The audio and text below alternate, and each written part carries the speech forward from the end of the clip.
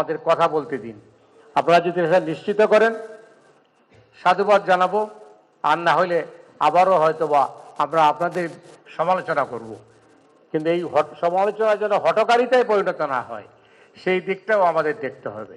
সেই অবস্থায় আমার মনে হয় আমরা যারা এখানে আজকে সমবেত হয়েছি আমাদের সহকর্মীরা সবাই এই কথাই বলবেন যে আগামী দিনে চ্যালেঞ্জ যেটা আসছে সেই চ্যালেঞ্জ মোকাবেলা করতে হলে আমাদের সবাইকে ঐক্যবদ্ধভাবে এই রাষ্ট্রের অস্তিত্ব কিন্তু বিপন্ন হতে যাবে যদি আমরা যদি সবাই ঐক্যবদ্ধ না হই, রাষ্ট্র বিপন্ন হয়ে যাবে।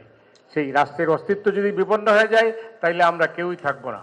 আগামী দিনের সুন্দর ভবিষ্যৎ তারেক রহমানের আগমনকে আমি শুভেচ্ছা জানাই। আমি মনে করি তিনি আসলে বাংলাদেশের চেহারা হয়তো বা পাল্টে যাবে।